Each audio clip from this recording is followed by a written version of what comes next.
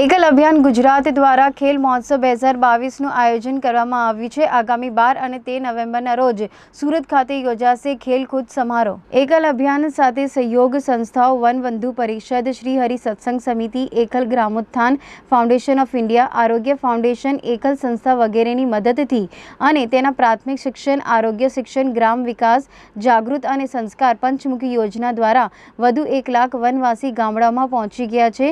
તે ઉપરાંત પ્રથમ વખત અભિયાન અંતર્ગત દેશના ગ્રામ્ય વિસ્તારમાં રમતગમત સ્પર્ધાનું આયોજન કરવામાં આવી રહ્યું છે। વનબંધુ પરિષદ દ્વારા આયોજિત અને તાપ્તી વેલી એજ્યુકેશન ફાઉન્ડેશન સુરતના સહયોગથી ગુજરાત વિભાગ કક્ષાનો રમોત્સવ 12 અને 13 નવેમ્બરના રોજ તાપ્તી વેલી ઇન્ટરનેશનલ સ્કૂલ નરથાણ ઓલપાડ ખાતે યોજાશે। આ રમત સ્પર્ધામાં કબડ્ડી, કુસ્તી, દોડ, લાંબી કૂદ અને ઊંચી કૂદ જેવી રમતોનો સમાવેશ કરવામાં આવ્યો છે। ગુજરાત રાજ્યના 9 જિલ્લા 2790 આદિવાસી ગામડાઓમાંથી સ્થાનિક સ્પર્ધા બાદ 353 વધારે છોકરા અને છોકરીઓ રાજ્ય કક્ષા માટે રમશે। પસંદ કરાયેલા ખેલાડીઓ રાષ્ટ્રીય સ્તરની સ્પર્ધા માટે જાન્યુઆરી 2023માં લખનઉ ખાતે યોજનાર સ્પોર્ટ્સ ફંક્શનમાં ભાગ લેશે। આ ખેલ મહોત્સવ બાબતે વધુ માહિતી એબી ન્યૂઝ ચેનલે આયોજકો પાસેથી મેળવી હતી। नमस्कार। एकल अभियान खेल महोत्सव 2022 का आयोजन किया गया है। 12 और 13 नवंबर सूरत में सूरत चैप्टर के द्वारा जो आयोजन है वो किया गया है। कितने वनवासी के जो उनकी जो चैप्टर्स हैं, उनकी जो स्कूल्स हैं, उनके जो बच्चे हैं वो कल आएंगे, किस तरह से इस प्रतियोगिता आगे सक्सेस स्टोरी बच्चों के लिए कैसे बनेगी, उस बारे में हम चर्चा करेंगे। हमारे साथ मौजूद हैं जो उन्हीं सभ्य जो हमारे साथ मौजूद हैं, उनसे हम बात करेंगे। जी, आपका नाम? श्री नारायण पेड़ीवाल।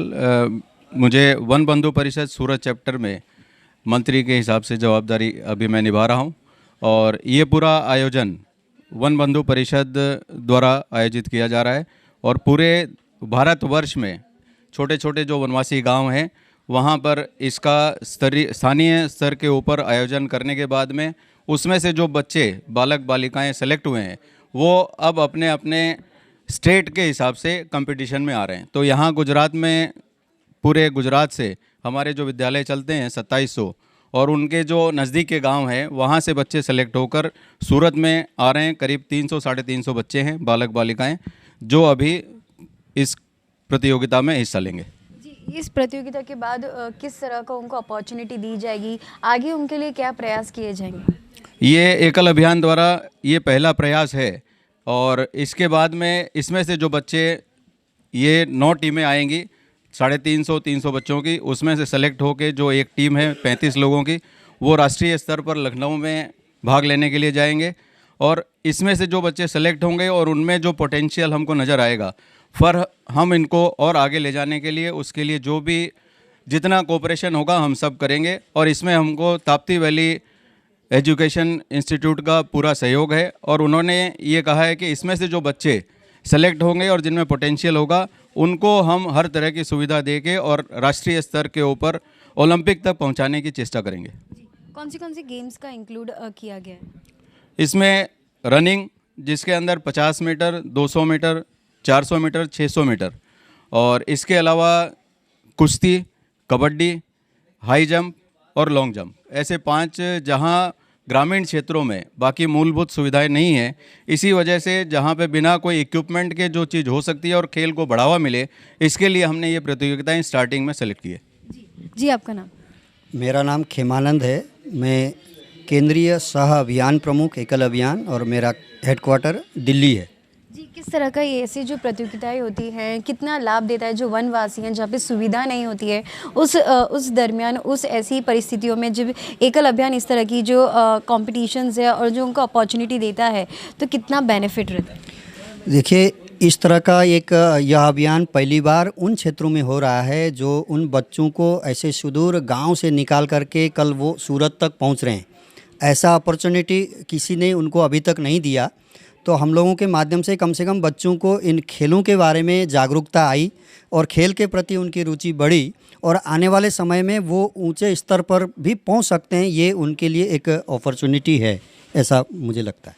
जी, एक ऐसा अभियान एकल अभियान जो वन स्कूल वन टीचर है और ये कहीं से भी फंड लेता नहीं है, खुद ही फंड जनरेट करता है, तो कितने कार्यकर्ता आपके साथ जुड़े हुए हैं, किस तरह से इसकी प्रोसेस हुई? यहाँ हमारे भारतवर्ष में 37 वनबंधु परिषद के चैप्टर हैं और 12 भारत लोक शिक्षा परिषद के ऐसे और अन्य करके 50 बड़े शहरों में हमारे जो इसकी शाखाएं हैं, इकाई हैं। इतने ही लगभग भारत से बाहर भी हमारे इकाइयां हैं। और जो भारत के अपने गांव को प्रेम करते हैं, गांव के लोगों को, वनवासियों को प्यार करते हैं, वो लोग ही अपने द्वारा जो अर्निंग में से कुछ कंट्रीब्यूट करते हैं और एक गांव के लिए अपना गोद लेते हैं। इस तरह से हमारा फंड राइजिंग होता है और इसी पैसे से हमारे इतने सारे विद्यालय संचालित होते हैं। आने वाले बच्चों और विद्यार्थियों को किस तरह का संदेश देंगे? आने वाले जो बच्चे हैं, विद्यार्थी हैं, क्योंकि खूब पढ़ो, खूब खेलो, खेलेगा इंडिया तो आगे बढ़ेगा इंडिया, यही मुझे संदेश देना है बच्चों के लिए विशेषकर। तो जिस तरह से हमने जो बात की, किस तरह से एकल अभियान कल 12 और 13 तारीख को किस तरह से जो खेल अभियान है जिसके अंदर काफ़ी सारी ऐसे गेम्स है जो उन्हें नेशनल गेम्स जो जनवरी में होने वाले हैं लखनऊ में, उसके लिए तैयार करने के लिए जो अपॉर्चुनिटीज़ है वो कल शुरू की जाएगी।